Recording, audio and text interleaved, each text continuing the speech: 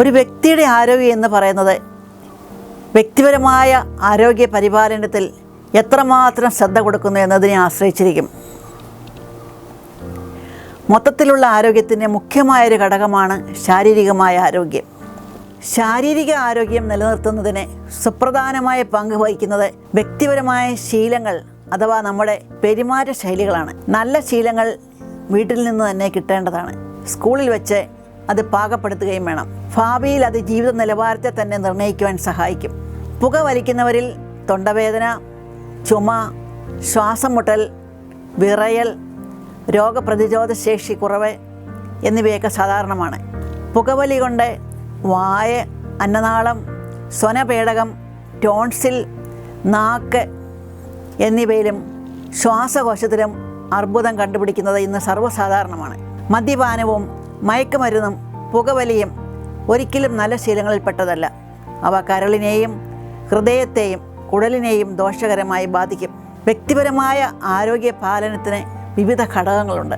അതിൽ പ്രധാനപ്പെട്ടവയാണ് ശ്വസിക്കുന്ന വായു, കുടിക്കുന്ന ജലം, വ്യക്തി ശുചിത്വം, കഴിക്കുന്ന ഭക്ഷണം, അനുഷ്ഠിക്കുന്ന വ്യായാമം, വിശ്രമവും ഉറക്കവും, പോസ്ചറും വസ്ത്രധാരണവും, വിസർജനം, ഉല്ലാസ വിനോദ വിശ്രമാവസരങ്ങൾ, പരിസര ശുചിത്വം എന്നിവ.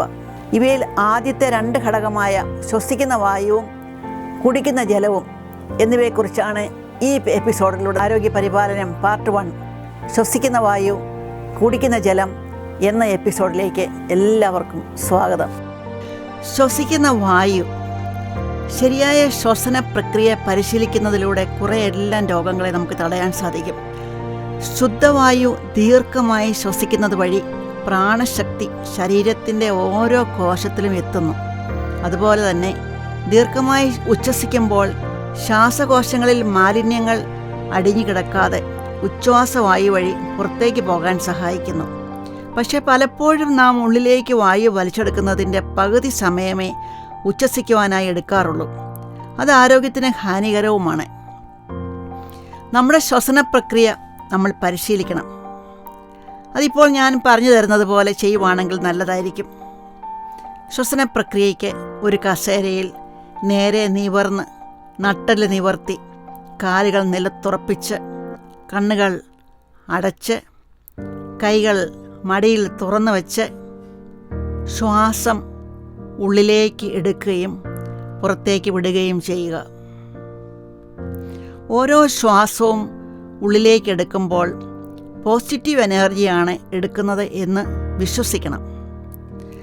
അപ്പോൾ മനസ്സിലാക്കണം, ശ്വാസകോശങ്ങൾ വികസിക്കുകയും ഡയഫ്രം അല്ലെങ്കിൽ നമ്മുടെ ഉദരഭിത്തി താഴേക്ക് നീങ്ങുകയും വയറ് പുറത്തേക്ക് തള്ളുകയും ചെയ്യുന്നു എന്നത്. ശ്വാസം ഉച്ഛ്വസിക്കുമ്പോൾ ശ്വാസകോശങ്ങൾ സങ്കോചിക്കുകയും ഡയഫ്രം അല്ലെങ്കിൽ ഉദരഭിത്തി മുകളിലേക്ക് പൊങ്ങുകയും വയറ് അകത്തേക്ക് തള്ളുകയും ചെയ്യുന്നുവെന്നും അതോടൊപ്പം നമ്മൾ ഉച്ഛ്വസിക്കുമ്പോൾ നമ്മളിലുള്ള എല്ലാ വിഷമങ്ങളും വേദനകളും ആകുലതകളും ഉത്കണ്ഠകളും നെഗറ്റീവ് എനർജിയായിട്ട് പുറത്തേക്ക് പോകുന്നതായും അനുഭവിക്കണം. ഈ പ്രക്രിയ രക്തത്തെ ശുദ്ധീകരിച്ച് രക്തപ്രവാഹത്തെ ത്വരിതപ്പെടുത്തും. ഓർമ്മശക്തി, ശ്രദ്ധ മെച്ചപ്പെടും. ശാരീരിക അസ്വസ്ഥതകൾ ഇല്ലാതാക്കുന്നു. ശരീരത്തിനെയും മനസ്സിനെയും സ്വസ്ഥതയിലേക്ക് നയിക്കും. ഇനി അടുത്തതായി നമ്മൾ ശുദ്ധജലത്തെ പറ്റിയാണ് പഠിക്കുവാൻ പോകുന്നത്. ശുദ്ധജലം കുടിക്കുന്ന കാര്യത്തിലും നമ്മൾ പ്രത്യേകം ശ്രദ്ധ പതിപ്പിക്കണം. ശാരീരിക പ്രവർത്തനങ്ങളെല്ലാം കൃത്യമായും ഭംഗിയായും നടക്കുന്നതിന് കൂടുതൽ ജലപാനം ആവശ്യമാണ്. ശരീരത്തിൽ നിന്നും ജലാംശം ധാരാളമായി നഷ്ടപ്പെടുന്ന അവസരത്തിൽ അതിനും കൂടി ചേർത്ത് വേണം വെള്ളം കുടിക്കാൻ. തിളപ്പിച്ചാറി വെള്ളം കുടിക്കുന്നതാണ് ഉത്തമം. തിളപ്പിച്ച വെള്ളത്തിലോട്ട് തിളപ്പിക്കാത്ത വെള്ളമൊഴിച്ച് ഉപയോഗിക്കുന്ന രീതി ശരിയല്ല. അതുപോലെ ശീതളപാനീയങ്ങൾ ശരീരത്തിന് ഹാനികരവുമാണെന്ന് ഓർമ്മിക്കുക. ശുദ്ധമായി ശ്വസിക്കുന്നതും ശുദ്ധമായ വെള്ളം കുടിക്കുന്നതും നമ്മുടെ ആരോഗ്യത്തെ മെച്ചപ്പെടുത്തുവാൻ സഹായിക്കുന്നു.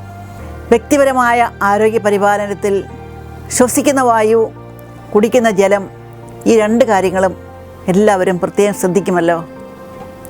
അനുദിന ജീവിതത്തിൽ ഇവയുടെ പ്രായോഗികമായ ഉപയോഗം നമ്മുടെ ആരോഗ്യത്തെ തീർച്ചയായും സ്വാധീനിക്കും. അടുത്ത എപ്പിസോഡിൽ വ്യക്തിപരമായ ആരോഗ്യ പരിപാലനത്തിലെ മൂന്നാമത്തെ ഘടകമായ വ്യക്തി ശുചിത്വത്തെക്കുറിച്ചാണ് പ്രതിപാദിക്കുന്നത്. അത് നിങ്ങൾക്ക് വളരെ ഉപകാരപ്രദമായിരിക്കും.